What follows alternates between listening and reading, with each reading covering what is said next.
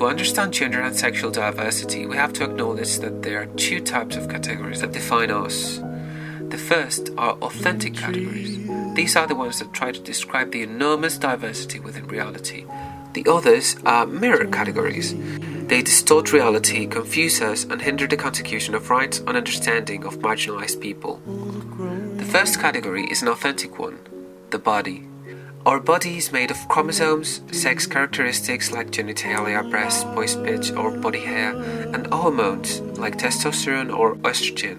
A body is not itself either masculine or feminine. It's ours, and it will be a masculine or feminine body depending on our identities, regardless of what it has specifically. Apart from the body, there's sex. Sex is the mirror category of the body. Sex is a clinical category, not biological, that classifies our physical appearance at birth with the dichotomy male-female, and this causes a lot of problems. What's the first problem? Well, not everything fits in this dichotomy. There's more than 600 variations of what's known as intersexuality. Intersexuality comprises the variety of configurations of chromosomes, sex characteristics, and hormones that don't fit in the dichotomic model that doctors impose. What's another problem? Intersex babies often suffer mutilations and corrective surgeries from doctors that aim to make them fit into one of the two models, male and female. But wait a second, genital mutilation in Europe?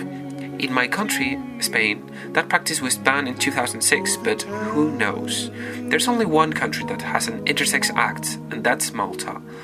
There's another problem with sex as a category. It is that they call sex biological as if it was coded in truth and nature. But if you ask a biologist, they'll tell you, us biologists don't work with dichotomies, we work with ranges. Because sex, if any, is a spectrum. Nature is complex. What did you expect? That's why biological sex doesn't exist in essence, only as a human construct. And when it is said that someone is biologically a woman or a bio-man, sorry, that doesn't mean anything. As sex is a clinical category, it only concerns your doctor. The same can be said for your medical history and your blood type, because it's useless for your daily life. Except for intersex activism. That is very important, but that's a completely different story.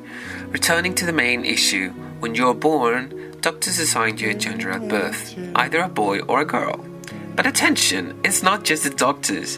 When they are unable to fit the diagnosis into the binary model, they often ask the family of the child what they want, and they jointly assign the gender at birth. Sounds scientific, right? If sex is a clinical category, gender assigned at birth is an administrative category, aka administrative gender, physical gender. The worse it sounds, the better, because this gender is not a reliable source to know anyone's gender. And then we have authentic gender, also known as gender. Gender assigned at birth is the mirror category of authentic gender, because if you want to know my gender, who do you have to ask? It was easy, right? Gender has two interrelated parts, gender as our identity and gender as a social relation, but we'll explore that one later. Our gender can coincide or not with that assigned to us at birth. When it coincides, you're cis. When it doesn't, you're trans. And that's the definition of trans. It's really that easy. Your gender can be of a man or of a woman, but it can also be a non-binary identity, a gender, or more. The last ones are identities that don't fit into the dichotomic model imposed by the clinic and the public administration. With the non-binary identities, there's also an enormous variety that is explored in a different video. If you're a woman assigned male at birth, you are a trans woman. If doctors said that you are a girl and they weren't wrong this time, you're cis, a cis woman. It's simple. If you're a man assigned female at birth, you're a trans man. If you're a man assigned male at birth, you are a cis man. In the social realm, your gender is expressed and projected to the rest of the society, because gender is not only identity, it's also norms, social expectations, what society expects from us, and it comprises power relations too. Our aesthetics has gender charge, because society assumes it belongs to a specific identity. Our name has gender charge, of course, and our pronouns have also gender charge. Does that mean that the person wearing a skirt and named Lindsay is automatically a girl? No, because even if aesthetics names, and pronouns give hints, what determines identity is that Lindsay themselves tells you whether she's a girl or not, if they have another gender. And then there's roles. Roles are the set of behaviors that are associated to genders and that create gender inequality. As they stem from our socialization in patriarchal societies, they are tied to our identities. Women have these roles very internalized, regardless if they're trans or not. And that is to say that trans women have female socialization, not male. Men also have these roles really internalized, regardless if they're trans or not. That is to say that trans men can be as sexist and as cis men, and that trans women suffer misogyny and the patriarchy as much as cis women, or more. But this is not a competition.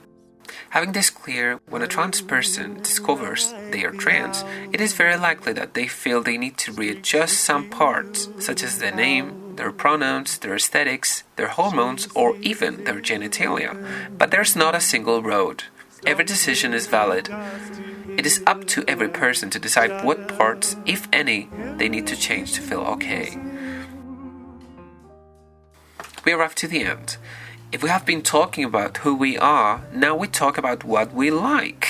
And that's very different. I like ice cream, but I'm not ice cream. That I know, and it's really different, right? Because people often get confused and think, for example, that being trans means being extra gay, and that's a disaster. On one hand, we have the mirror category, heteronormativity. Heteronormativity designs society according to the expectation that we have to be heterosexual and form families, and it plays every other possibility as a deviation from the norm. Heteronormativity is the mirror category of sexual and affective orientation, which is much more complex and diverse. To begin with, people don't necessarily feel sexual attraction towards other people, or don't perceive it in a way that is deemed as usual or normative. These are the people in the asexual spectrum, within which there exist many typologies, including not feeling any kind of attraction to other people, feeling it only under certain circumstances that are not normative, being in a midpoint level of attraction, or not being asexual at all, which would make you allosexual. Why allosexual and not sexual? Because asexual people can have libido and not having it projected to other people. There's a similar system with romantic attraction, which is the emotional response that results from desiring a romantic relationship with someone. You can be aromantic, alloromantic, and more categories. Many asexual people do experience romantic attraction, and it is from the asexual spectrum that the difference between the two has been pointed out. Then there's the categories that you probably already know. Heterosexual and heteroromantic, homosexual and homoromantic, bisexual and biromantic, pansexual and panromantic, polysexual and polyromantic. In the end, what looks simple is actually more complex. And there are many more names that you probably expected. Why? Because reality is complex. I'm sorry. So we're finished now, right? Almost. Truth is that this system that looks so rich and complex is actually really poor. As even today, to talk about ourselves, we have to constantly explain ourselves in reference to the mirror framework, that is the sex-gender system invented by the clinic, science and heteronormativity. And this system that, as we've seen, is neither neutral nor the absolute truth as it tries to seem, was imposed through colonization to non-Western cultures. Cultures where gender and sexuality were lived and explained in different ways that are as valid as the ones that we use today in Western and Westernized cultures. Part of this diversity still remains in the global South, but a big proportion was destroyed as part of the cultural and physical genocide done by the West. Some examples include the third gender in the South of Asia or two-spirit identities in some indigenous communities in America that I'm not the most appropriate person to describe. Last, the footnote at the beginning of the video. Every category explained here is a macro category. This is, it's useful to teach general categories and encounter prejudice, but the way that a person understands themselves can be very different and still as valid. For example, if there's a trans person that feels that they live in the wrong body, that is absolutely valid. Nevertheless, as a general discourse, when mass media teach that our bodies are wrong, trans people learn to hate their bodies and think that they are mistakes. And the mistake is not in them, it's in transphobia and public administration. It's